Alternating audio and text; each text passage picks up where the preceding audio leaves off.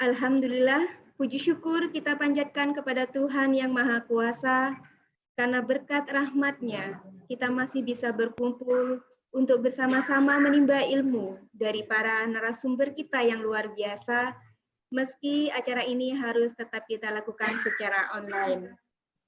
Bapak Ibu, perkenalkan saya Hoirul Bariah yang akan memandu acara kita pada pagi hari ini.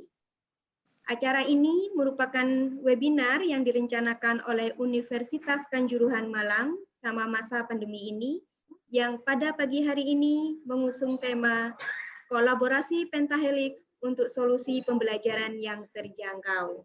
Dengan acara kita pada pagi hari ini. Yang pertama pembukaan, yang kedua mendengarkan lagu Indonesia Raya, 3 sambutan, 4 pembacaan doa, 5 pemaparan materi sekaligus diskusi dan tanya jawab, yang keenam penutup. Kita memasuki agenda selanjutnya, yaitu mendengarkan lagu Indonesia Raya. Para hadirin dimohon mendengarkan dengan sikap sempurna di tempat masing-masing.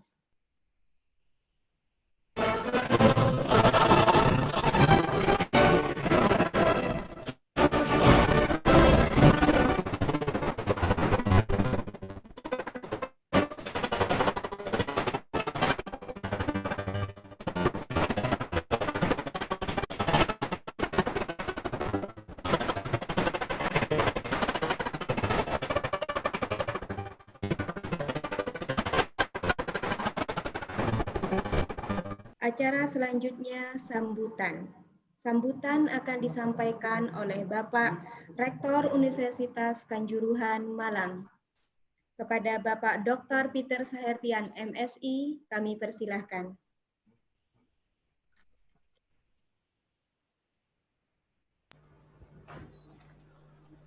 Assalamualaikum warahmatullahi wabarakatuh. Salam sejahtera bagi kita semua. Om Swastiastu. Yang terhormat Menteri Komunikasi dan Informasi Republik Indonesia, Bapak Joni G. Plate. Selamat pagi Pak Joni, Pak Menteri. Selamat pagi, Pak. Yang kami hormati Direktur Jenderal Pendidikan Tinggi Kementerian Pendidikan dan Kebudayaan Republik Indonesia, yang dalam hal ini diwakili oleh Direktur Pembelajaran dan Kemahasiswaan Profesor Aris Junaidi. Yang kami hormati Kepala Lembaga Layanan Pendidikan Tinggi Wilayah 7 Jawa Timur, Profesor Suprapto. Yang kami hormati Komisaris Independen PT Telkom Tbk, Profesor Marsudi Wahyu Kisworo. Yang kami hormati anggota Komisi 10 Dewan Perwakilan Rakyat Republik Indonesia, Bapak Andreas Parera. Yang kami hormati pemimpin redaksi Metro TV, Bapak Arif Suditomo, dan para peserta webinar nasional yang berbahagia. Puji syukur kehadirat Tuhan Yang Maha Kuasa, karena di pagi yang berbahagia ini kita dapat menghadiri acara seminar nasional secara daring dengan tema kolaborasi pentahelix untuk solusi pembelajaran yang terjangkau di era new normal. Atas nama pimpinan dan seluruh panitia webinar, serta seluruh sivitas akademika Universitas Kanjuruhan Malang, kami menyampaikan terima kasih atas kesediaan Bapak Menteri untuk menjadi keynote speaker dan para narasumber dalam acara webinar kali ini. Bapak Menteri, Pak Dirjen, dan Bapak-Bapak narasumber, serta para peserta webinar yang saya hormati. Universitas Kanjuruhan Malang dengan tagline-nya Bright Future meyakini bahwa prestasi yang akan diukir oleh perguruan tinggi ke depan tidak harus selalu dapat diwujudkan dengan kebiasaan-kebiasaan yang tidak bisa diubah. Justru inilah bentuk dari survival of the fittest.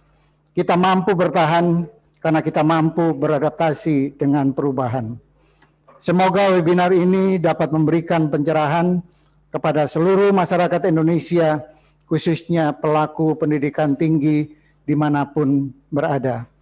Sekali lagi, kami menyampaikan terima kasih kepada Pak Menteri, Pak Dirjen, Prof. Suprapto, Prof. Marsudi, Pak Arief Suditomo, dan Pak Andreas yang saat ini berada di posisinya berada di Kabupaten Bejawa yang sinyalnya sepertinya agak sulit. Mungkin ini catatan juga bagi Pak Menteri.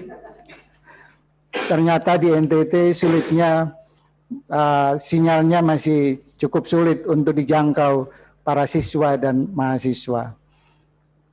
Kami menyadari bahwa Bapak-Bapak memiliki agenda yang sangat padat, tetapi masih menyediakan waktu untuk menghadiri webinar ini.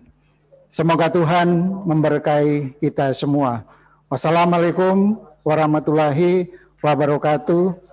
Om Santi Santi Santi Om Shalom. Acara selanjutnya adalah pembacaan doa. Doa akan dipimpin oleh Bapak Ali Ismail, MPD. Kepada beliau kami persilahkan. Bismillahirrahmanirrahim. Alhamdulillahirabbil alamin. Hamdan na'imin, hamdan syakirin. Hamdan yuwafi ni'amahu wa yukafi'u mazidah. Ya Rabbana lakal hamdu kama yanbaghi li jalalika wa 'azimi sultanik. Allahumma salli wa sallim ala sayyidina Muhammadin wa ala alihi wa ashabihi ajma'in. Ya Allah, Anta Rabbuna, la ilaha illa Anta. Ya Rahman, Ya Rahim. Kami mengharap murahmu dan kami mengharap kasih sayangmu. Rabbana atina fid dunya hasanah wa fil akhirati hasanah wa qina azabannar wa adkhilna jannata ma'al abrar ya aziz ya ghaffar ya rabbal alamin. Wa sallallahu ala sayyidina Muhammadin wa ala alihi wa sahbihi ajma'in. Subhana rabbika rabbil izzati amma yasifun wa salamun alal mursalin walhamdulillahi rabbil alamin. Doa selesai. Assalamualaikum warahmatullahi wabarakatuh. Memasuki acara inti, yaitu pemaparan materi sekaligus diskusi dan tanya jawab, yang dipandu secara langsung oleh moderator kita, yaitu Ibu Dr. Insinyur Enike Dwi Kusumawati, SPT MP IPM, Dekan Fakultas Peternakan Universitas Kanjuruhan Malang. Kepada Ibu Enike, kami persilahkan. Assalamualaikum warahmatullahi wabarakatuh. Selamat pagi, salam sejahtera untuk kita semua. Om Swastiastu, Namo Buddhaya, salam kebajikan. Seperti tema utama kegiatan hari ini, sebentar lagi akan kita menimba ilmu tentang konsep pembangunan dengan kolaborasi pentahelix melibatkan unsur pemerintah, masyarakat ataupun komunitas, akademisi, pengusaha, dan juga media untuk solusi pembelajaran yang terjangkau. Dan hari ini kita patut bersyukur karena kita akan secara langsung menimba ilmu dari pakar, yaitu yang pertama, yang terhormat kami ucapkan kepada Bapak Menteri Komunikasi dan Informasi Republik Indonesia, yaitu Bapak Joni G. Plate, SE. Kemudian yang terhormat Bapak Direktur Jenderal Pendidikan Tinggi Kementerian Pendidikan dan Kebudayaan Republik Indonesia yang diwakili oleh Direktur Pembelajaran dan Kemahasiswaan Direktorat Jenderal Pendidikan Tinggi, yaitu Profesor Dr.H. Aris Junaidi, PhD. Kemudian yang kedua yaitu Bapak Komisi 10 DPR RI, yaitu Bapak Dr. Andreas Hugo Pereira, MA. Dan selanjutnya yaitu yang terhormat kepada Bapak kami, yaitu Kepala L2 Dikti Wilayah 7 Jawa Timur, Profesor Dr. Insinyur Suprapto, CEA, dan juga tidak lupa yang terhormat Bapak Komisaris Independen PT Telkom Tbk, yaitu Profesor Dr. Insinyur Marsudi Wahyu Kisworo, IPU, dan Bapak Pemimpin Redaksi Metro TV, yaitu Bapak Arif Suditomo SHMA. Baik Bapak dan Ibu, untuk acara yang pertama, marilah kita ikuti materi dari Bapak Menteri, yaitu dari Bapak Joni C. Plate. Dari keynote speaker, beliau akan menyampaikan bagaimana kebijakan Pentahelix dalam memajukan dunia pendidikan. Oleh karena itu, kepada beliau kami persilahkan. Selamat pagi, Assalamualaikum warahmatullahi wabarakatuh. Om Swastiastu, Namo Buddhaya, salam kebajikan, salve amici mei. Pada seluruh sahabatku yang budiman, terimalah salammu. Yang saya hormati Mas Menteri Pendidikan dan Kebudayaan, dalam hal ini Profesor Aris Gunedi, ya, mewakili Dirjen Dikti, sekaligus saya menganggap ini mewakili Menteri Pendidikan dan Kebudayaan.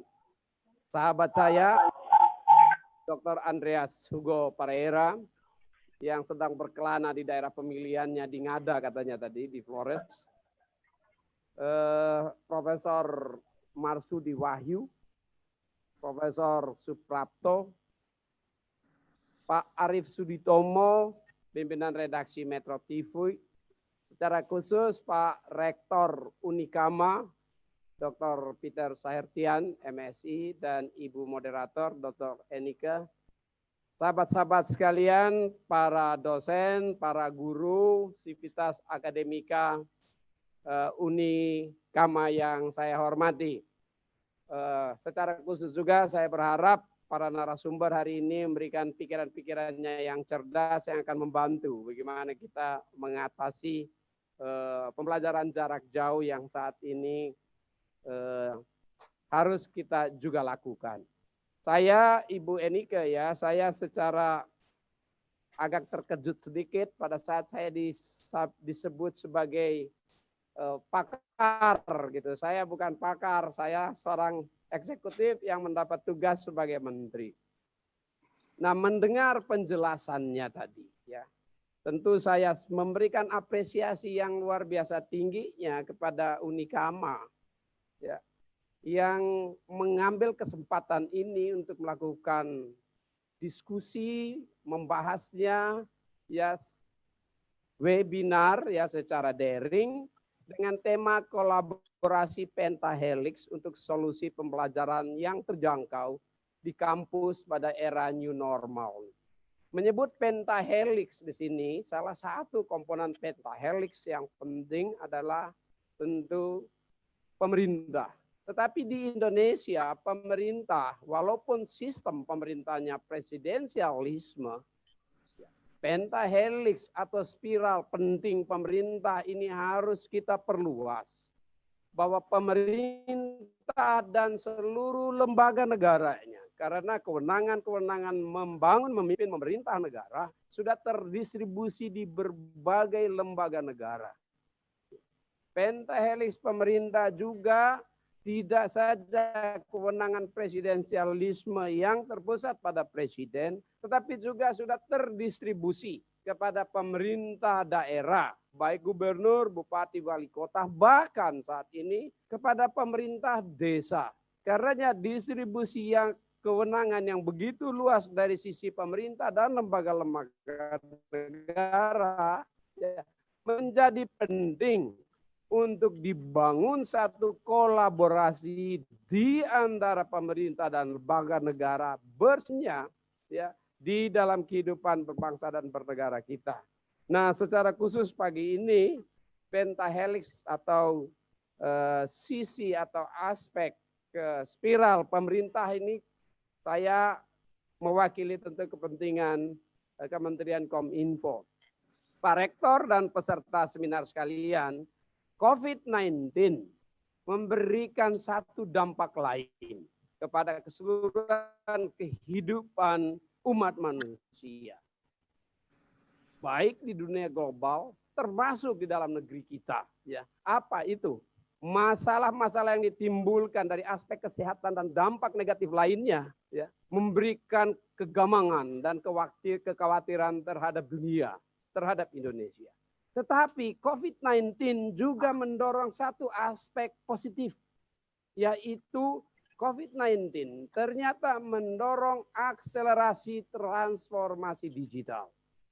Dan terhadap aspek positif ini, Presiden Bapak Joko Widodo mengambil peran dan menyampaikan kepada masyarakat, kepada rakyat, bahwa kita harus menanggapi COVID-19 secara optimistik dengan meletakkannya sebagai tumpuan untuk melakukan satu loncatan secara optimistis. Dari sisi Kominfo, suka atau tidak suka, migrasi dari ruang fisik ke ruang digital menjadi fondasi dasar bagaimana Indonesia, ya, mengambil bagian di dalam adaptasinya terhadap kehidupan new normal dampak COVID. Untuk daring, pembelajaran daring atau mix blending atau blending education, baik pembelajaran melalui tatapan fisik yang dibolehkan oleh gugus tugas COVID-19 maupun pembelajaran daring melalui PJJ, tentu harus memenuhi beberapa persyaratan. Dan Kominfo, ya, dalam rangka menyediakan peluang dan kesempatan untuk beradaptasi dengan new normal era, yang menjadi tugas kami yang pertama pasti, ya, kami Kominfo harus memastikan tersedia dan tergelarnya deployment of ICT infrastructure di seluruh wilayah tanah air. Hingga saat ini saya ingin berikan gambaran bagi kita supaya dapat perspektif sedikit. Seberapa besar sih deployment ICT infrastructure di Indonesia dalam rangka mendukung migrasi kita dari ruang fisik ke ruang digital atau transformasi digital. ICT infrastructure yang telah terbangun di Indonesia terdiri dari yang pertama, penggelaran, ya, backbone fiber optik. Backbone fiber optik telah digelar baik oleh pemerintah melalui BLU Bakti maupun oleh mitra pemerintah operator seluler di dalamnya, yang kita kenal dengan Palaparing di dalamnya. Itu total panjangnya adalah 348.000 kilometer yang digelar di darat dan di laut, di dasar laut di seluruh Indonesia. Termasuk 12.000 kilometer yang kita namakan Palaparing. Dan dibangun sisanya oleh operator seluler selama ini. Kalau kita tarik panjang ujungnya, kabel itu dan mengitari bumi, kabel itu hampir 9 kali mengitari bumi. Begitu panjang dan luar biasanya. Namun apakah itu cukup untuk Indonesia? Satu negara yang begitu besar, negara archipelago yang tersebar di jajaran Khatulistiwa ini, begitu besar dan luasnya. Kita masih membutuhkan deployment yang banyak dari ICT infrastruktur fiber optik. Baik itu menyambung backbone melalui middle mile dan the last mile agar bisa menjangkau posisi atau tempat pemukiman masyarakat di desa, kampung-kampung, kelurahan di seluruh Indonesia. Kita juga membangun 480.000 base transceiver receivers di seluruh Indonesia. Yang kalau kita bangun di negara terdekat kita, maka hampir setiap 100 meter ada BTS-nya. Karena negara kepulauan itu luasnya tidak sebesar Indonesia. Namun apakah itu cukup untuk negara sebesar Indonesia, geografi sebesar dan dengan tantangan yang luar biasa bagi Indonesia? Belum cukup. Kita masih membutuhkan pembangunan yang luar biasa banyaknya. Dan dari evaluasi Kementerian Kominfo, di tahun 2020 ini masih terdapat 12.548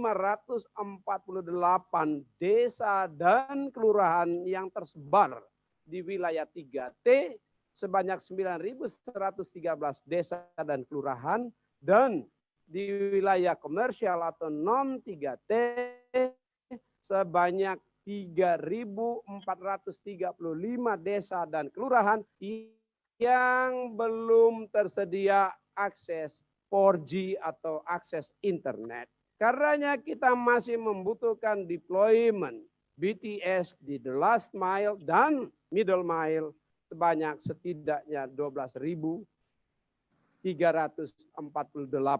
BTS, satu BTS setiap kelurahan. Dan untuk itu, saya Kominfo telah menyiapkan programnya untuk menyelesaikan melalui blending financing antara APBN, PNBP, dan Universal Service Obligation untuk dilakukan pada tahun 2021 dan menyelesaikan seluruhnya pada tahun 2022. Termasuk untuk wilayah Nusa Tenggara Timur, kalau saya tidak salah ingat, 348 BTS.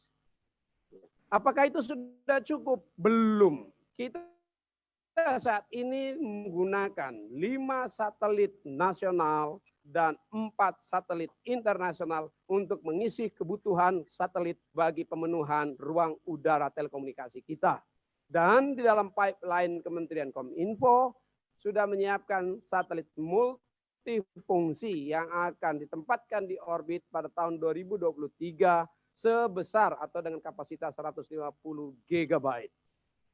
9 satelit saat ini yang kita gunakan, satelit nasional dengan total kapasitas sekitar hampir 30 GB dan sisanya satelit internasional sekitar 20 GB atau 5 kali. Total 9 kapasitas kita hanya setara sekitar 50 gigabit dan kita akan membangun atau menempatkan satelit baru yaitu satelit multifungsi High Throughput Satellite Satria di tahun 2023.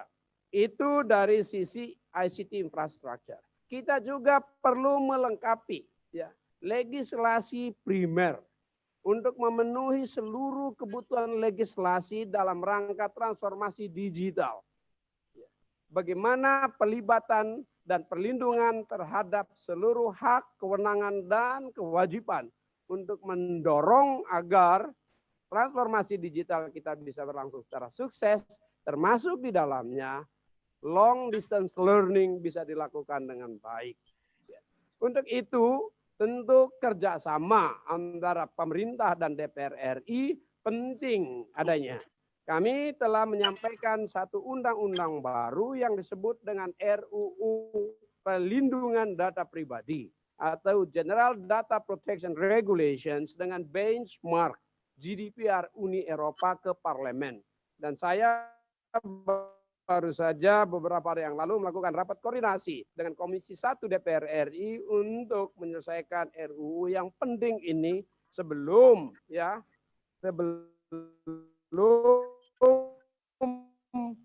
transformasi digital. Kita membutuhkan satu payung hukum yang kuat dalam rangka pelindungan data pribadi. Kita juga masih membutuhkan spektrum frekuensi yang besar. Ya, karenanya Kominfo saat ini melakukan manajemen frekuensi melalui farming dan refarming frekuensi spektrum. Hingga tahun 2020 ini, dari awal, Indonesia hanya menggunakan 737 MHz frekuensi di semua layer frekuensi, lower band frekuensi, coverage band frekuensi, dan super high band frekuensi. Tetapi setelah saya masuk di Kominfo dan melakukan analisa di situ, ternyata kebutuhan bandwidth Indonesia sangat besar. Kita membutuhkan setidaknya 2047 MHz frekuensi sampai dengan tahun 2024. Karenanya refarming dan farming, remanagement frekuensi kita masih membutuhkan 1.300 310 MHz frekuensi yang saat ini sedang saya lakukan. Walaupun kita terus menggelar ICT infrastruktur deployment di seluruh wilayah tanah air, kita melengkapi dengan legislasi primer yang memadai, kita menyusun dan melakukan tata kelola yang baik atas manajemen spektrum frekuensi kita juga membutuhkan digital talent yang memadai. Dari proyeksi BCG, dalam 15 tahun ke depan, Indonesia setidaknya membutuhkan 9 juta digital talent dalam semua level, khususnya level medium skill dan high skill atau master mentor, suhu digital. Dan kalau kita proratakan, Indonesia membutuhkan setidaknya 600.000 digital talent setiap tahunnya untuk menguasai ya bidang-bidang terkait dengan teknologi digital, cloud computing, augmented reality, virtual reality, big data, Internet of Things, Kominfo dengan program digital talent scholarship. Kami menjangkau sekitar 10% dari kebutuhan tahunan, 60.000 digital talent scholarship yang saat ini terus dilakukan secara daring walaupun ada COVID. Bekerja sama dan berkolaborasi dengan universitas-universitas di seluruh Indonesia. Ada 90 universitas dan politeknik yang saat ini mengikuti program digital talent scholarship. Program Digital Leadership Academy terpaksa harus kita tunda karena COVID, di mana beberapa negara mitra dan universitas mitra kami, Kominfo, di luar negeri, di Korea, di Tiongkok, di Singapura, yang tentu belum membolehkan pengiriman siswa-siswa atau mahasiswa baru. Di samping itu, Kominfo juga melakukan kerjasama melalui Gerakan Nasional Literasi Digital untuk menjangkau kelompok pendidikan bawah yang hingga saat ini menjangkau 75 juta rakyat yang terdiri dari para petani, nelayan, peternak, UMKM ultramikro.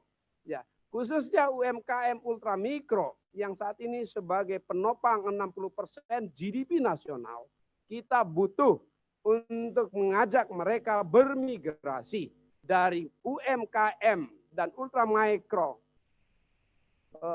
tradisional ke UMKM dan ultramikro digital. Keempat aspek ini menjadi perhatian serius kami dalam rangka syarat dasar transformasi digital kita bisa kita lakukan. Di dalamnya tentu termasuk bagaimana mendukung blended learning. Blended learning, yaitu pembelajaran fisik dan pembelajaran jarak jauh seperti tadi disampaikan. Di dalamnya tentu termasuk bagaimana untuk melaksanakan telemedicine. Di dalamnya tentu termasuk pelayanan elektronik government yang efisien. Karenanya Bapak Presiden telah menugaskan tidak saja Kementerian Kominfo untuk menyelesaikan infrastruktur telekomunikasi dan digitalnya, tetapi kepada seluruh sektor strategis untuk melakukan transformasi digital Indonesia. Tadi yang saya sebut termasuk di dalamnya sektor pendidikan, sektor kesehatan, dan elektronik government. Khusus terkait dengan pembelajaran jarak jauh, Pak Rektor, bisa saya sampaikan. Ya, seperti awal tadi saya sampaikan, ternyata ada masih 12.000 desa dan kelurahan di Indonesia yang belum ada sinyal 4G. Persyaratan dapat dilakukannya daring education atau tele-education adalah tersedianya 4G di setiap titik di mana sekolah atau pemukiman itu berada.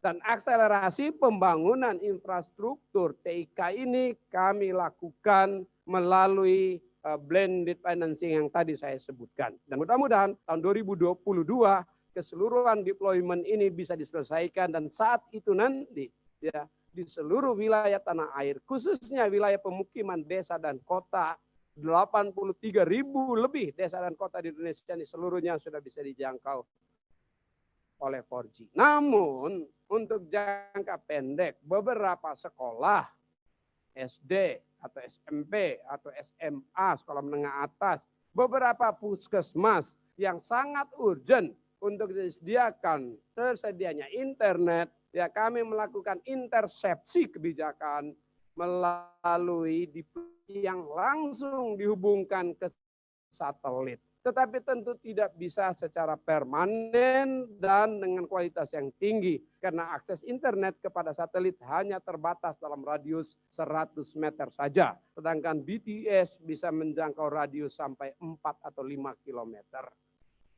Dari sisi tadi Pak Rektor menyampaikan bahwa ada masalah juga terkait dengan ketersediaan akses, dalam hal ini tentu yang dimaksudkan adalah bandwidth ya, dan daya beli serta daya jangkaunya. Dapat saya sampaikan di setiap titik dan setiap tempat, setidaknya di seluruh kabupaten di Indonesia ini, di sebagian terbesar dari kecamatan dan sebagian desa selain 12.418 yang saya sebutkan tadi, sudah tersedia fiber optic deployment. Maka di situ sudah tersedia kapasitas internet tidak terbatas.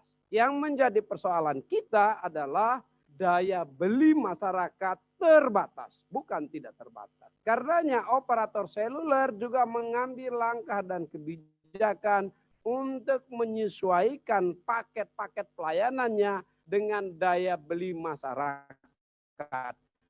Ada berbagai jenis paket-paket itu yang disediakan oleh operator selulernya. Kita mengetahui ada paket ASKINet, ada paket IndiHome, dan paket-paket lainnya. Dari sisi dukungan pemerintah melalui insentif fiskal APBN, kami telah melakukan rapat terkoordinasi di antara Menteri Kominfo, Menteri Pendidikan dan Kebudayaan, Menteri Keuangan, Menteri Bappenas, dan Menteri Badan Usaha Milik Negara untuk memikirkan, serta Menteri Agama, untuk memikirkan bagaimana asistensi melalui instrumen fiskal yang dikenal dengan subsidi pulsa. Telah disepakati dan sudah mulai dilaksanakan kepada seluruh sekolah-sekolah di bawah naungan Kementerian Agama, pesantren yang jumlahnya sekitar 21.000 pesantren di Indonesia ini dengan jumlah siswa lebih dari 10 juta sudah diberikan insentif paket internet gratis melalui APBN. Jumlahnya berapa saya tentu tidak ingat. Tapi saya tahu sudah dan itu sudah mulai dilaksanakan. Jadi kepada pesantren-pesantren sekitar 10 juta siswa sudah dapat dijangkau melalui insentif fiskal ya internet subsidi atau yang gratis. Tentu paketnya diatur di sana sesuai kebutuhannya. Lalu beberapa waktu yang lalu kami juga melakukan dengan Mendikbud untuk membicarakan asistensi instrumen fiskal yang sama kepada para mahasiswa dan para siswa di seluruh Indonesia. Yang jumlahnya para siswa ya sekolah dasar, menengah dan atas nanti dari Dikbud bisa koreksi sekitar 44 juta lebih. Dan mahasiswa sekitar 8 juta lebih, para pendidik yang jumlahnya lebih dari 53 juta. Untuk itu saat ini sedang dilakukan revisi kebijakan melalui APBN, dalam hal ini revisi DIPA di Kementerian Pendidikan dan Kebudayaan untuk menyiapkan paket internet mendukung proses belajar daring atau PJJ. Yang setara dengan, kalau saya tidak salah, sekitar hampir 8 triliun. Mudah-mudahan bulan September nanti sudah dapat mulai dilakukan. Jadi dari sisi pemerintah, insentif dipikirkan, disediakan, tinggal bagaimana itu nanti diimplementasikan oleh kementerian sektor yang bersangkutan. Banyak yang bertanya pada saya, Pak Rektor, kenapa Menteri Kominfo tidak menyediakannya? Menteri Kominfo adalah Menteri Infrastruktur yang membangun infrastruktur TIK, telekomunikasi dan teknologi informasi dan komunikasi. Sama saja seperti minta kepada Menteri PUPR yang membangun bandara, kereta api, pelabuhan. untuk minta tiket gratis. Apakah tiket pesawat, tiket kapal laut, ataupun tiket kereta api.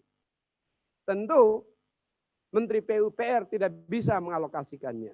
Tetapi Garuda Indonesia, PT KAI, atau Pelni mampu menyiapkan sebagai apa? Sebagai korporasi. Dan Kementerian Sektor bisa menyiapkannya melalui APBN, melalui Menteri Perhubungan misalnya. Demikian halnya di sektor telekomunikasi dan informatika. Kementerian Kominfo adalah Kementerian Infrastruktur, Teknologi, dan Kementerian Sektor seperti Kementerian Agama bisa menyiapkan alokasi melalui insentif APBN-nya untuk memberikan dukungan internet gratis. Kementerian Pendidikan untuk memberikan dukungan APBN untuk internet gratis. Hal itulah yang sedang dilakukan saat ini, bagaimana memberikan insentif-insentif fiskal untuk mendorong agar proses belajar mengajar jarak jauh bisa dilakukan. Persoalannya bagi wilayah-wilayah yang tadi saya sebutkan 12.548 desa dan kelurahan yang belum ada internet, di sana juga ada sekolah. Dan kepada mereka harus dilakukan apa? Ini saya kira dari sektor pendidikan, kami sudah diskusikan itu untuk mencarikan jalan, insentif atau instrumen fiskal apa yang bisa diberikan kepada mereka.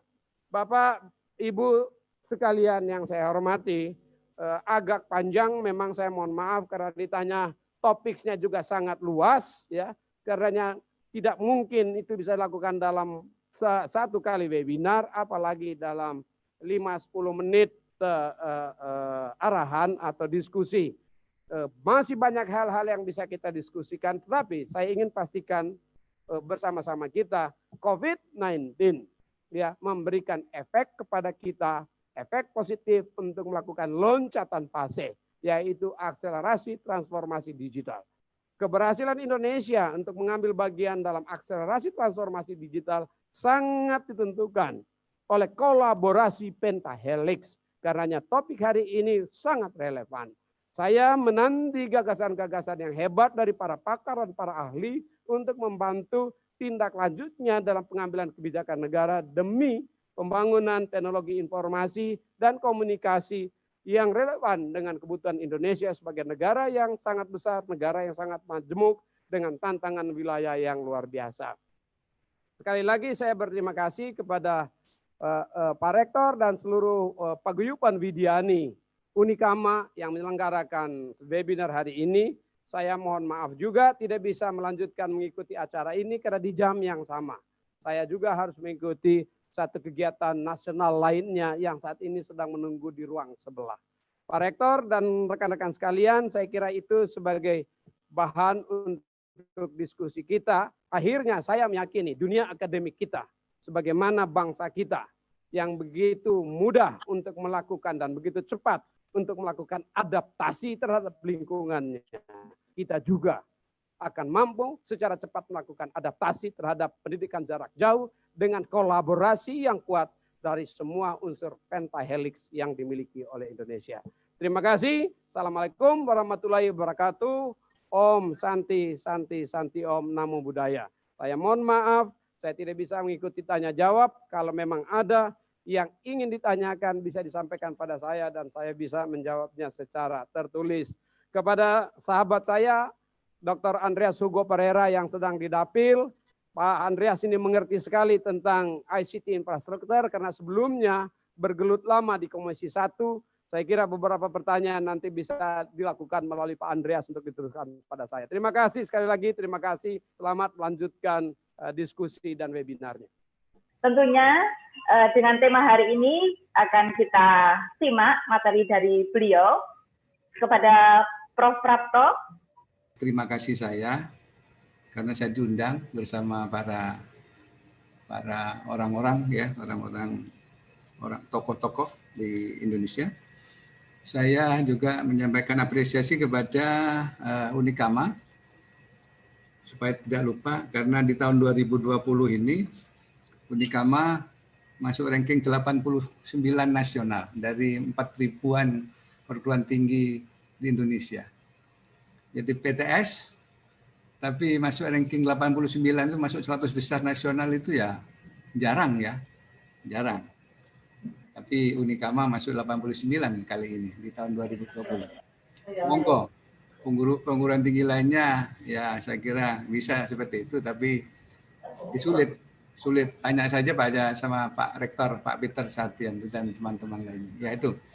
Jadi prestasi yang saya harus sampaikan kepada halayak, ya kalau nggak salah ini seluruh Indonesia. Mudah-mudahan bisa meniru Pak Peter sebagai pimpinan Rektor di Unikama Malang.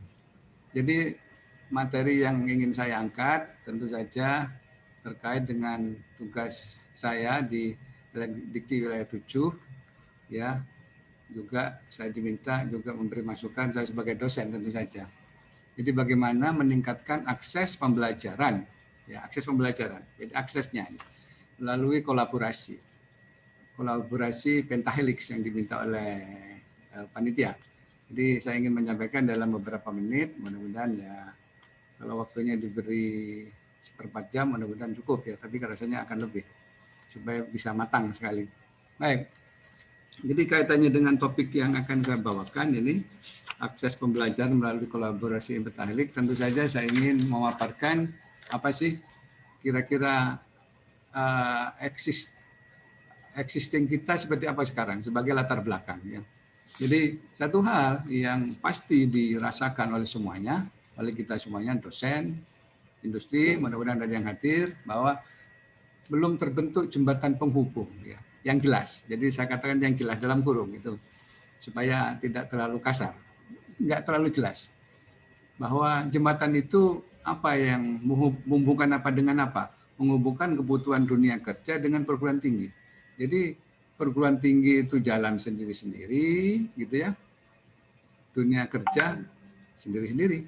Jadi mestinya kalau kita mau, ya mudah-mudahan nggak terlambat ya. Seperti yang saya alami waktu saya di Perancis, waktu sekolah itu, ya hal ini sudah terbentuk ini, sudah terbentuk seperti. Jadi ada jembatan jelas antara dunia industri, dunia kerja, dunia usaha dengan perguruan tinggi. Jadi perguruan tinggi mau masuk apa itu sudah jelas.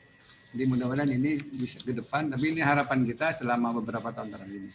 Dan Kemendikbud, Kemristek sebelumnya, Kemristek Dikti, itu sudah berusaha sekuat tenaga untuk begini. Saya kira itu, terima kasih. Saya akhiri, Assalamualaikum warahmatullahi wabarakatuh.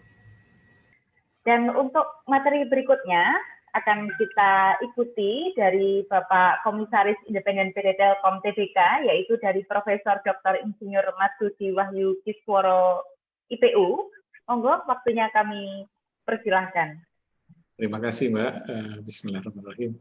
Yang saya hormati Pak Rektor, Pak Kepala LLDikti Jawa Timur, Prof. Prapto, Bapak Ibu sekalian. Assalamualaikum warahmatullahi wabarakatuh. Nah, seperti apa yang disampaikan diminta oleh panitia, bahwa saya akan menyampaikan pikiran-pikiran saya mengenai kolaborasi pentahelix untuk solusi pembelajaran masa depan. Tadi kita sudah banyak mendengar dari Pak Menteri, meskipun saya tadi mengikuti dalam perjalanan dari kendaraan agak putus-putus, tapi saya bisa mendengarkan semua. Kemudian paparan dari Prof. Prapto tadi saya juga banyak menyimak. Dari Prof. Aris juga saya sempat mendengarkan meskipun sambil jalan, agak ngantuk-ngantuk sedikit karena namanya di mobil kadang-kadang saya dengar sambil ngantuk gitu. Tapi mudah-mudahan apa yang saya sampaikan nanti menjadi pelengkap dari apa yang disampaikan oleh pembicara-pembicara sebelumnya maupun yang akan datang, karena saya akan bicara dari sisi bisnis.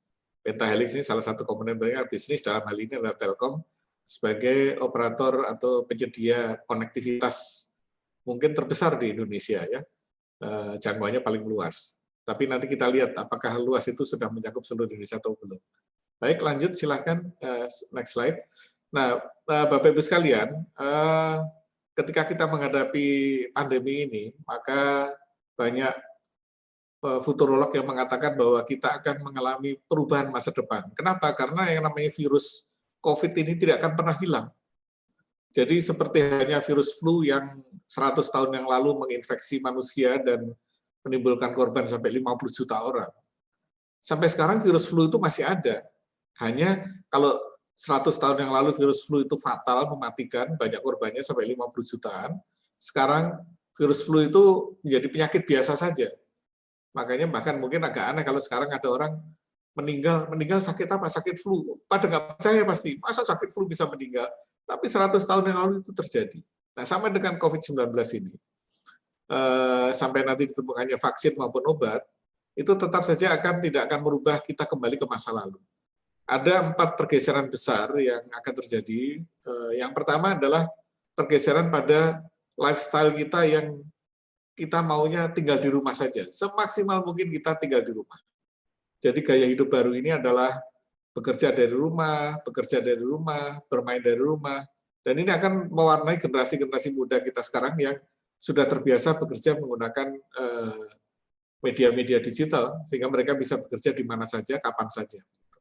Ini adalah lifestyle yang pergeseran yang pertama, yaitu stay at home lifestyle. Kemudian yang kedua adalah lifestyle untuk kita kembali ke dasar dari piramida kehidupan kita. Jadi kalau kita lihat piramida Maslow, ya kita mengacu Maslow yang orang tadinya dari bawah kemudian naik ke atas sampai ke puncak, yaitu aktualisasi diri. Ternyata dengan adanya virus ini ternyata nggak ada gunanya itu kita berada di puncak. Kita akhirnya kembali ke dasar piramida bahwa yang dibutuhkan itu adalah makanan, kesehatan, dan keamanan jiwa raga. Itu kembali basic lagi. Sehingga menyadarkan kita nanti kepada kehidupan yang kalau dulu kita banyak hidup dalam suasana yang namanya hiperrealitas. Hiperrealitas itu adalah realitas semu yang berlebih-lebihan. Sebagai contoh bagaimana sebuah jam tangan yang harganya sampai ratusan juta, bahkan sampai miliaran. Kan tidak masuk akal itu. Masa benda yang dibuat dengan harga tidak terlalu mahal bisa jadi miliaran. Atau ini ibu-ibu ya banyak pakai tas saja yang kalau di mana namanya di Tanggulangin di sana harganya 5 juta, persis ada model yang sama, tapi kalau dibeli di Paris harganya bisa 300 juta sampai 500 juta. Hanya karena ditempeli merek tertentu. Nah, itulah namanya hiperrealitas. Atau secangkir kopi kalau kita minum di pinggir jalan itu ya nikmat juga sih kopinya, ya enak juga. Dengan secangkir 5.000 atau 10.000, tapi kalau kita minum di tempat tertentu harganya jadi 50.000. Nah, itu adalah kehidupan hiperrealitas yang mungkin nanti akan berubah. Kita ternyata tidak perlu itu realitas semu yang berlebih-lebihan itu. Kita kembali ke dasar dari piramida Maslow kita. Kemudian pergeseran yang ketiga adalah tendensi untuk semuanya dilakukan secara virtual. Jadi dengan adanya COVID ini kita harus menjaga jarak, kita harus menghindari interaksi, bahkan mungkin tetap pakai masker. Meskipun sudah ada vaksin, saya yakin kita akan perilaku itu akan ada terus. Maka menghindari kontak manusia itu semaksimal mungkin akan kita hindarkan. Akibatnya apa? Nah, kita beralih menggunakan media virtual. Kemudian yang pergeseran yang keempat yang tidak terlalu related dengan seminar kita hari ini adalah timbulnya masyarakat baru yang lebih punya empati. Kita lihat korban nyawa akibat COVID ini bukan hanya melanda satu negara, tapi semua negara seluruh dunia mengalami hal yang sama, mengalami problem, menjadi korban. Maka timbul masyarakat baru yang akan lahir nanti adalah masyarakat yang penuh dengan empati, penuh dengan welas asih, dan syarat dengan solidaritas sosial. Nah, ini yang kemudian menimbulkan nanti di dalam aspek bisnis, ini akan diterjemahkan menjadi kira-kira ada 36, dari 4-nya ada 36 hal yang baru. Bapak-Ibu sekalian, Assalamualaikum warahmatullahi wabarakatuh. Waalaikumsalam warahmatullahi wabarakatuh. Kita menginjak kepada materi berikutnya, yaitu dari Bapak Suditomo SHMA, yaitu pemimpin redaksi dari Metro TV.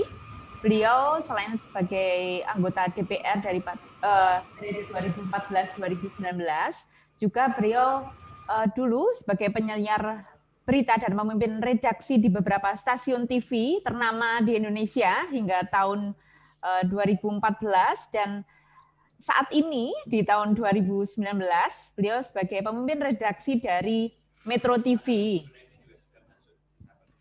Pada hari ini, beliau akan menyampaikan tentang peran media pada kolaborasi pentahelik untuk solusi pembelajaran terjangkau. Seperti kita tahu bahwa media sebagai jembatan pengawas yang juga melekat terhadap aktivitas yang dijalankan, sehingga kita bisa saling kontrol, mendokumentasikan secara jujur dan berimbang, dan juga menginformasikan kembali kepada stakeholder untuk menciptakan suasana kesepahaman di masyarakat, sehingga turut serta mencerdaskan masyarakat Indonesia. Bapak dan Ibu, tanpa panjang lebar kita ikuti materi dari Bapak Arief Suditomo, SHMA. Ini adalah satu kehormatan buat saya untuk bisa hadir dalam kesempatan yang membanggakan ini, apalagi bisa satu floor dengan Pak Johnny K. Plate, senior dan mentor saya, juga Pak Aris Junaidi, abang saya, Bang Andreas Hugo Pereira, Profesor Suprapto, dan Profesor Marsudi. Terima kasih banyak sekali lagi saya ingin ucapkan.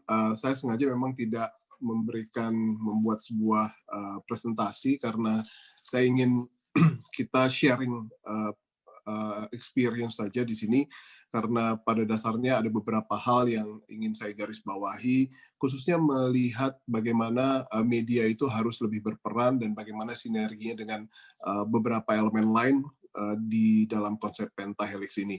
Kita ketahui kalau kita melihat apa yang sudah dilakukan baik oleh pemerintah, oleh pihak swasta yang tadi sudah Pak Marsudi jelaskan, terus juga melihat peran dari pihak sisi akademik juga sudah dilakukan, itu masih banyak sekali ruang yang pada akhirnya bisa kita lakukan. Saya sangat menghargai apa yang tadi Pak Johnny G. Plate sebutkan. Rasanya lega sekali kalau mendengar hal-hal yang menjadi plan beliau dan apa yang sudah di-achieve oleh Kemkominfo. Rasanya kita bisa bernafas lebih tenang bahwa paling tidak dari sisi ICT infrastructure kita tidak akan mendapatkan sebuah tantangan yang terlalu besar karena plan-nya sudah in the pipeline ya, jadi sehingga kita tidak harus khawatir lagi. Backbone fiber optic yang misalnya menjadi sebuah cita-cita sejak puluhan tahun lalu sekarang sudah dilakukan. Bahkan tadi disebutkan tahun 2020 akan ada lagi program pemerintah yang menggunakan blending financing, itu akan dibangun di 12.000 tempat atau 12.000 titik, dan itu merupakan salah satu harapan yang pada akhirnya harus kita dukung bersama agar kualitas pendidikan kita agar jadi lebih baik. Nah, kita juga sudah lihat bahwa akselerasi pembangunan jaringan sudah dilakukan oleh pemerintah, dan banyak sekali saya melihat titik-titik Wi-Fi gratis diberikan kepada berbagai macam institusi, khususnya yang paling tidak yang saya lihat di Jakarta dan beberapa tempat di Pulau Jawa. Lalu kita juga melihat bahwa pemerintah sudah melakukan relaksasi kebijakan, khususnya yang terkait sama bagaimana anggaran BOS itu bisa dilakukan untuk pada akhirnya bisa mendukung proses belajar mengajar daring ini terlaksana dengan baik. Dan selain itu, tadi juga sudah disebutkan oleh Pak Menteri, misalnya ada instrumen fiskal, yakni dalam bentuk subsidi pulsa buat mahasiswa, buat pelajar, buat guru, buat dosen, itu juga sudah dialokasikan.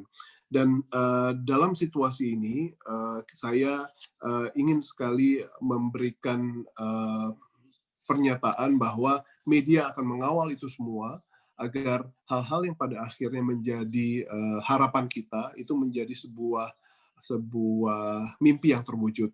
Dan peran media akan menjadi satu hal yang amat sangat penting, karena di saat harapan itu ada, kita harus mengawal menjadi sebuah kenyataan. Saya akhiri di sini. Insya Allah mudah-mudahan kita lebih banyak bisa berdiskusi bagaimana peran media nanti untuk bisa memberikan kontribusi dalam konsep pentahelix ini biar bisa lebih sempurna dalam kondisi yang sangat sekali tidak sempurna kali ini. Sekian dulu, terima kasih banyak. Wassalamualaikum warahmatullahi wabarakatuh. Menginjak pada materi yang terakhir, yaitu dari Bapak Prof. Aris Junaidi, PSD, yang beliau adalah Direktur Pembelajaran Direktorat Jenderal Pendidikan Tinggi, mewakili Bapak Prof. Insinyur Nizam sebagai Direktur Jenderal Pendidikan Tinggi Kementerian Pendidikan dan Kebudayaan Republik Indonesia. Baik, siap. Prof. Aris, waktunya kami persilahkan. Terima kasih banyak Ibu Ineke selaku moderator, terima kasih banyak yang sama-sama kita hormati Bapak Rektor, Bapak Dr. Peter Sahertian, yang kami hormati juga, sama-sama kita muliakan, kita hormati Bapak Menteri Kemenkominfo, Bapak Joni G. Plate, dan juga tentu saja Bapak Andreas selaku anggota Komisi 10, Prof. Supratmo yang kami hormati, Kepala L2 Dikti Wilayah untuk Jawa Timur, Prof. Marsudi yang sudah luar biasa memaparkan peran Telkom dan apa yang sudah disampaikan, dan terakhir Pak Arief Suditomo yang sangat inspiratif, dan yang terakhir kami akan menyampaikan tentang kebijakan terkait dengan Pentahelix dan apa yang sudah kita lakukan Kementerian Kemendikbud dalam hal di era pandemi ini. Kita saat ini seperti kita ketahui bersama, upaya dari Kemendikbud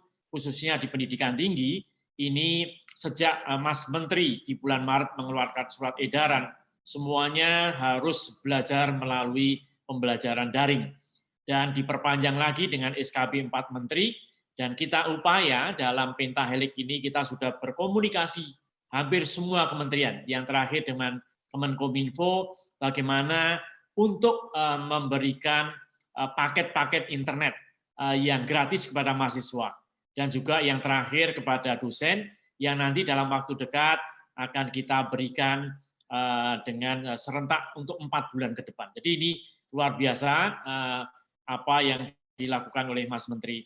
Dan terkait dengan di new era ini, kita tahu persis bahwa Mas Menteri sudah mengeluarkan berbagai peraturan menteri, yaitu peraturan menteri nomor 7, nomor 4, nomor 5, nomor 3, ya.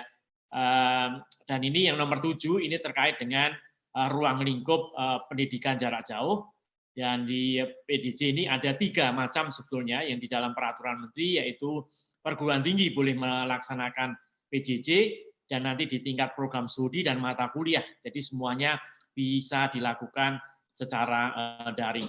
Bapak Ibu yang kami hormati, ini kami merefresh lagi bahwa kita sudah punya MOOCs, ya, Indonesia MOOCs, yaitu kita rintis sejak tahun 2014. Kita ada yang namanya SPADA, yaitu untuk pembelajaran daring, dan waktu itu masih berupa rintisan. Kemudian kita implementasikan, dan puncaknya di 2018 ini luar biasa, kita bisa menyelenggarakan secara ekspansi besar-besaran sehingga diikuti oleh para guru dalam jabatan, di mana para guru ini yang sudah mengajar sekian tahun, puluhan tahun, ya, yang belum mempunyai sertifikat pendidik, ini surat izin pendidik diikutkan dalam program pendidikan profesi melalui hybrid learning di dalam platform SPADA ini. Kemudian kita expansion lagi di tahun 2019, dan ini luar biasa. Saat ini situs-situs pembelajaran kita, baik melalui SPADA, melalui kuliah daring, kita open ya untuk mahasiswa kita, untuk para dosen kita yang ingin memanfaatkan situs pembelajaran ini di dalam era pandemi, sehingga bisa work from home, bisa study from home. Intinya bahwa SPADA atau MOOCs Indonesia ini sebagai agregator, ya. Jadi semua provider, baik dari individual, dari perguruan tinggi, dari program studi, ini nanti memasukkan modul-modul kuliah yang nanti kita jaring melalui reviewer quality assurance-nya. Begitu match dengan standar kita, maka kita launching ya sebagai open content, sebagai open courses, sebagai online courses, sehingga bisa dimanfaatkan oleh mahasiswa, dosen maupun publik. Itu Bapak Ibu, jadi ini yang sudah kita lakukan, dan saya kira itu kebijakan dari Kemendikbud terkait dengan sistem new normal ini. Demikian Bu Inika, mudah-mudahan bermanfaat, kurang lebihnya mohon maaf. Billahi taufik wal hidayah. Assalamualaikum warahmatullahi wabarakatuh. Terima kasih banyak Prof. Aris atas materinya yang sangat luar biasa. Baik, di sini telah kami rekam beberapa pertanyaan. Yang pertama kepada Prof. Aris, mungkinkah dilakukan penyusunan materi pembelajaran yang dapat disiarkan secara nasional lewat televisi untuk seluruh jenjang pendidikan yang memiliki jangkauan yang luas sehingga dapat meminimalisasi kebutuhan paket data dan seterusnya. Kemudian pertanyaan yang kedua untuk Prof. Prapto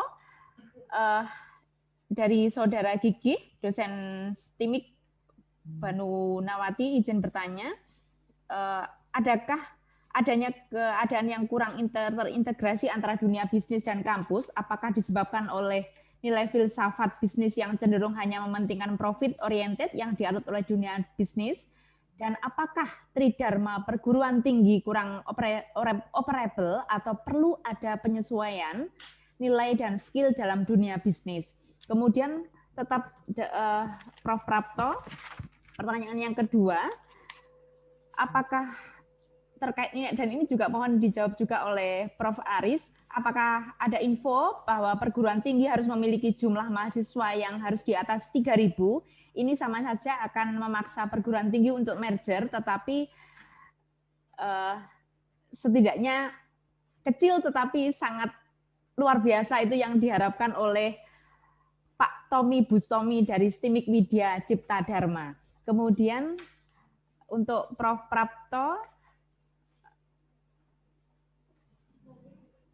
jika kurikulum yang disusun bersama sudah dilakukan, apakah nantinya ada jaminan lulusan dapat diserap di dunia industri dan di dunia usaha, padahal faktor lowongan pekerjaan juga sangat terbatas untuk saat itu, dan terkadang faktor lapangan tidak sama dengan MOU di awal. Kemudian, baik, mohon izin, ini mohon diperkenankan untuk Prof. Arif untuk menjawab terlebih dahulu pertanyaan yang tadi, Bapak. Ini ada tambahan juga untuk Prof. Aris. Pertanyaan yang kedua yaitu tadi dijelaskan bahwa peran media, ini tadi sudah ya, peran media lebih, mohon maaf. Iya. Sudah ya, sudah cukup ya Prof. Arisnya. Terima kasih, mohon dijawab terlebih dahulu Prof. Aris. Terima kasih banyak Ibu Ineka. Jadi tadi kalau nggak salah saya tangkap, memang bisa nggak materi-materi pembelajaran itu juga di launching, disiarkan melalui media ya. Saya kira kita nggak masalah ya, tapi di dalam pendidikan tinggi hasil dari survei kita secara responden yang cukup luar biasa itu memang mayoritas sudah melakukan pembelajaran daring ya, hampir 95% lebih ya dari para responden, dan semuanya mayoritas menggunakan HP ya untuk media belajarnya, dan juga komunikasi semuanya melalui laman yang sudah kita sediakan baik melalui Spada maupun kuliah daring. Nah, baik, ini menginjak pertanyaan yang kedua yang ditujukan kepada Pak Arif Suditomo dari Metro TV. Tadi dijelaskan bahwa peran media lebih banyak pada peran sosialisasi dan edukasi. Apakah Metro TV memiliki bentuk lain kaitannya dengan Pentahelix Collaboration dalam rangka solusi pembelajaran yang terjangkau? Terima kasih. Ya, terima kasih banyak. Sejauh ini memang kita belum pernah melakukan programming atau bagaimana produksi kita yang terkait sama proses belajar mengejar secara terjadwal melalui pola siaran kami. Namun kenapa tidak gitu ya? Itu merupakan salah satu hal yang kalau pada akhirnya itu bisa kontributif, itu pastinya akan menjadi salah satu pertimbangan yang kami akan lakukan, karena peran dan peran media khususnya televisi itu kan memang besar ya di Indonesia saat ini. Salah satu medium yang paling mendominasi dari sisi ADEX pun atau advertising expenditure pun masih televisi, sehingga kalau kita sekarang diminta oleh Kemendikbud untuk bersama-sama dalam melaksanakan proses belajar mengajar lewat layar kami siap. Untuk Prof. Prapto, Bapak kami dari L2 Dikti, dari Barunawati, adanya keadaan kurang terintegrasinya antara dunia bisnis dan kampus, apakah juga disebabkan oleh nilai filsafat bisnis yang cenderung hanya mementingkan profit oriented yang dianut oleh dunia bisnis? Dan apakah tridharma perguruan tinggi kurang operable atau perlu adanya penyesuaian nilai dan skill dalam dunia bisnis? Itu pertanyaan pertama, Prof. Saya jawab dulu ya. Yang pertama biar nggak lupa, soalnya saya sering lupa kalau menjawab itu. Jadi ini masalah lama dan sampai sekarang. Tapi sedikit-sedikit insya Allah seperti itu. Jadi tidak terintegrasinya antara kebutuhan industri dengan apa yang dilakukan oleh kampus itu makin lama makin kurang. Insya Allah di Kemdikbud terakhir ya atau Kemistek itu punya punya ancang-ancang atau rencana bagaimana sudah mendekatkan dunia bisnis, dunia industri dengan dunia kampus ya. Jadi seperti yang tadi saya katakan di materi bahwa kalau kita lihat luar negeri itu, di luar negeri tidak banyak sih, tapi kelihatan menonjol gitu ya bahwa apa yang dilakukan oleh kampus, apakah itu penelitian-penelitiannya atau lulusan-lulusannya itu segera dapat dipakai oleh dunia industri. Jadi saya kira seperti yang saya katakan di awal dalam materi saya, mari kita membuat kurikulum mendekatkan dengan pemakai.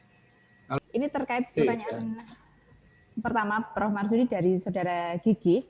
Apakah konsep revolusi mengajar dalam respon konsep revolusi mental dari Bapak Presiden, apakah akan memperkuat, mendetailkan, atau akan memberikan kritik lantas direkonstruksi? Mohon penjelasannya. Pikiran saya mengenai revolusi mengajar itu sudah saya tulis sejak tahun 2000. Jadi buku itu saya terbitkan tahun 2016. Pada waktu itu kan kebetulan Pak Jokowi punya konsep revolusi mental gitu ya. Tapi saya melihat sebenarnya kapasitas saya yang bisa saya lakukan dalam menerjemahkan itu dalam bentuk yang lebih kecil, revolusi pendidikan. Tapi revolusi pendidikan juga ternyata masih sangat besar itu. Kita ngomong kurikulum, mau infrastruktur, mau segala macam. Nah, saya melihat problem utama dari pembelajaran kita itu adalah guru. Jadi mau kurikulum diganti 1.000.000 kali pun kalau gurunya seperti ini saja ya kualitasnya begitu-begitu saja, sehingga pergantian kurikulum itu tidak banyak manfaatnya. Makanya saya melihat fokusnya adalah ke guru. Makanya guru di mananya isi mengajarnya. Memang waktu itu kan banyak kritik katanya mendidik itu nggak sekedar mengajar. Iya, tapi mengajar adalah sebagian besar dari mendidik adalah mengajar. Jadi kalau mengajarnya aja salah, pasti ya hasilnya salah. Nah, apa yang terjadi pada pendidikan kita itu adalah pengajaran yang salah. Misalnya begini, saya ambil contoh begini. Ini kritik saya juga ke Kementerian Pendidikan, mohon maaf nih Prof. Prapto dan Prof. Arif ya. Kementerian Pendidikan itu simbolnya apa? Tut Wuri Handayani. Itu menurut saya korupsi itu. Kenapa? Ajaran Ki Hajar Dewantara itu ada 3. Ing Arso Sung Tulodo, jadi contoh kan, di tengah membangun motivasi, Ing Madya membangun Karso, Tut Wuri Handayani di belakang hanya merestui. Lah yang terjadi sekarang kan hanya Tut Wuri Handayani saja simbolnya. Tapi yang terjadi malah tidak seperti itu. Yang terjadi adalah justru kementerian pada masa lalu, sekarang sih sudah banyak berubah ya. Pada masa lalu itu, Kementerian Pendidikan itu justru kerjaannya bukan mempermudah, mempersulit. Boleh ditanya penyelenggara kampus manapun, pasti bilangnya sama. Bahwa Kementerian Pendidikan itu kerjanya mempersulit. Apa saja dibikin sulit. Nah, menurut saya, itu akhirnya mendorong pada buku saya Revolusi Mengajar itu, yang intinya adalah ajaran tadi, bahwa seorang guru itu harus jadi contoh, ingarso sung tulodo, harus jadi panutan. Lah kalau guru tidak jadi panutan, ya nggak akan bisa hasil murid yang bagus-bagus. Yang kedua adalah di tengah-tengah dia harus membangun motivasi, membangun semangat. Guru jangan mematahkan motivasi muridnya. Salah satu contoh mematahkan motivasi yang saya kritik di buku saya adalah rankingan kelas. Pemeringkatan kelas ada juara, di mana juara itu dihitung hanya anak pinter itu kalau IPA-nya bagus, matematikanya 9, IPA-nya 9, dia juara. Sementara kalau nyanyi fales, main basket nggak bisa, dibilang pinter. Sementara yang jagoan basket atau pinter nyanyi, matematikanya jeblok, IPA-nya jeblok, dianggap anak bodoh di sana. Itulah yang membuat akhirnya bangsa kita itu tidak menghargai bahwa anak-anak didik kita itu kecerdasannya beda-beda. Ada yang pinternya matematika, pinter dia. Ada pinter IPA, pinter dia. Tapi yang nggak bisa matematika, nggak bisa IPA, nyanyi bagus. Dia pinter juga, pinternya nyanyi. Ada yang pinternya komunikasi, kayak Pak Arif Suditomo itu. Pinternya komunikasi, pinter juga. Sehingga waktu itu saya kritik utama adalah dalam kaitan yang kedua, Ing Madya Mangun Karso itu adalah rankingan kelas itu harus dihapuskan. Tidak boleh ada juara kelas. Ranking 1 itu tidak boleh ada. Kenapa rankingnya dasarnya hanya sesuatu yang otak kiri saja, sementara otak kanan ya dianggap. Itu yang membuat pendidikan. Jadi kita selalu ngomongkan pendidikan di Indonesia ini terbelakang, kalah dengan pendidikan Skandinavia. Ngomong doang, kita nggak mau meniru di sana. Di sana itu lebih diperkuat otak kanan. Kenapa? Ketika anak-anak didik, ketika masih kecil, ketika anak otak kanannya kuat, maka ketika dia dewasa, otak kirinya akan ikut. Lah kita ini nggak dari SD sudah diajari suruh hafalan, ngitung-ngitungan.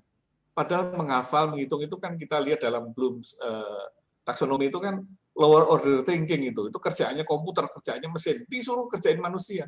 Harusnya anak-anak itu sudah masuk ke high order thinking. Nah itu yang saya sebut ing madya mangunkarso. Tutwuri handayani adalah memberikan dukungan, merestui. Jadi kalau ada anak yang punya ide apa, didukung, jangan dimatikan. Tapi yang terjadi pada masa lalu sekali lagi ya, setelah ada Pak Arief, ada Prof. Prapto, ya banyak berubah di kementerian ya. Kalau pada masa lalu kan banyak inisiatif. Saya masih ingat ya, tahun 2010 ini Prof. Nizam itu saksi hidupnya Pak Dirjen. 2010 saya memperjuangkan pendidikan daring menggunakan online. Ditentang itu, diharamkan oleh kementerian itu. Padahal kita sudah biasa pakai teknologi, tapi yang pendidikan menggunakan online itu dipersulit, harus pakai izin ini, izin itu gitu. Dan lebih konyol lagi, saya nggak tahu sekarang masih atau tidak. Kalau sebuah perguruan tinggi mengajukan prodi PJJ, itu syaratnya kayak prodi manual, dosennya harus 6, ruangannya harus sekian. Padahal kalau kita ngomong PJJ, yang syaratnya itu nggak ada urusan dosen rasio itu nggak ada, satu orang dosen bisa ngajar ribuan orang. Itu kalau kita prinsip PJJ ya. Tapi yang terjadi sekarang kan PJJ juga, saya sekali lagi ini masa lalu saya nggak tahu, mudah-mudahan sekarang sudah berubah ya. Izin PJJ itu masih rasio dosen dipermasalahkan, kemudian ruangan dipermasalahkan.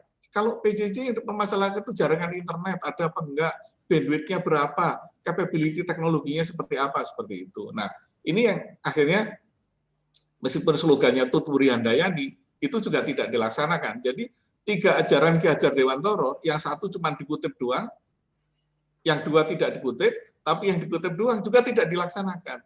Makanya saya tulis buku Revolusi Mengajar itu, bahwa pengajaran kita harus direvolusi, harus ada perubahan. Kenapa? Saya tidak sebut reformasi, karena reformasi itu kelamaan. Revolusi itu adalah perubahan mendasar yang bagaimana perilaku guru, perilaku dosen, termasuk kita ini, termasuk saya ya dosen, harus berubah. Demikianlah materi pada webinar hari ini. Kami sampaikan terima kasih kepada Bapak-Bapak narasumber yang telah menyampaikan materi yang sangat luar biasa. Hadirin sekalian, kami mengucapkan terima kasih selain kepada Bapak narasumber, juga kami ucapkan terima kasih kepada para audien atas partisipasinya dalam kegiatan webinar kali ini. Saya Enika Dwi Kusumawati selaku moderator, apabila dalam menjalankan tugas terhadap kesalahan ataupun hal-hal yang kurang berkenan, saya mohon maaf, dan seterusnya terima kasih.